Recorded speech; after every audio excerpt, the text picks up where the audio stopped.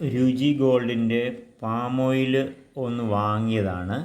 ആ വാങ്ങി ഇപ്പോൾ അതിനകത്ത് എന്തൊക്കെയോ ചില സാധനങ്ങൾ ഇങ്ങനെ ഓടിക്കളിക്കുന്ന പോലെ എനിക്ക് തോന്നിയപ്പോൾ ഒന്ന് അരിപ്പയിലൊന്ന് തുണിയിലൊന്ന് അരിച്ചെടുത്തതാണ്.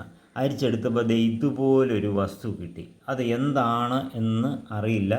എനിക്ക് തോന്നുന്നത് ഇത് വാക്സ് ആണെന്ന് തോന്നുന്നു, പാരഫിൻ വാക്സ് ആണെന്ന് തോന്നുന്നു. അപ്പോൾ എല്ലാവരും ഈ രുചി ഗോൾഡ് വാങ്ങുമ്പോൾ ഒന്ന് ശ്രദ്ധിക്കുക. ഇത് എന്താണ് എന്ന് ഏതായാലും ഇതൊന്ന് ഉരുക്കി നോക്കണം. ഇത് ഉരുകുന്നുണ്ടെങ്കിൽ ഇത് വാക്സ് ആണെന്ന് ഉറപ്പാക്കാം. ഇത് ഇത്രയും സാധനം ഒരു 1/2 കിലോയുടെ ഒരു രുചി ഗോൾഡ് വാങ്ങിയപ്പോൾ കിട്ടിയ സാധനമാണിത്. എന്തായാലും ആളുകളൊക്കെ 10-35 വയസ്സിലും 40 വയസ്സിലുമൊക്കെ കുഴഞ്ഞു വീണ് മരിക്കുകയും ഹാർട്ട് അടിച്ചു പോവുകയും ബ്ലോക്ക് ഉണ്ടാവുകയൊക്കെ ചെയ്യുന്നതിൻ്റെ മെയിൻ കാരണം ഇതാണ്. ഹോസ്പിറ്റലുകാരെ സഹായിക്കുന്നതിന് വേണ്ടിയാണോ ഇതുപോലെയുള്ള കമ്പനികൾ മനുഷ്യർക്ക് ഇങ്ങനെ കൊടുക്കുന്നതെന്ന് എനിക്ക് മനസ്സിലാവണില്ല.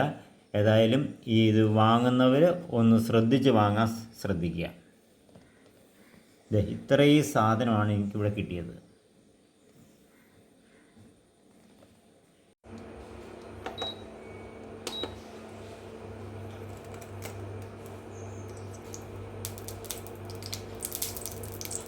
ഞാനിത് ഒന്ന് ഉരുക്കുകയാണ്. ഉരുക്കിയപ്പോൾ വളരെ നന്നായിട്ടിത് ഉരുകുന്നുണ്ട്. അപ്പോൾ അതിൽ നിന്ന് ഒരു കാര്യം വ്യക്തമാണ്, ഇത് പാരഫിൻ വാക്സ് തന്നെയാണ്. ഇത് ആറിക്കഴിഞ്ഞിട്ട് ഒന്നുകൂടി ഞാനിത് തണുക്കുമ്പോൾ ഈ അവസ്ഥയിലാകുന്നുണ്ടോ ഒന്നുകൂടി ഞാൻ ചെക്ക് ചെയ്യുന്നുണ്ട്.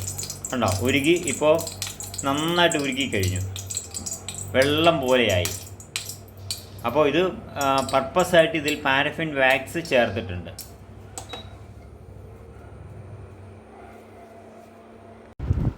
അപ്പോൾ ഞാനിത് ചൂടാക്കി അപ്പോൾ വെള്ളം പോലെയായി. ഇനി ഇത് ഒന്ന് തണുപ്പിച്ചതാണ്. തണുപ്പിച്ച് കഴിഞ്ഞപ്പോൾ വീണ്ടും ഇതേ രൂപത്തിൽ തന്നെയായി.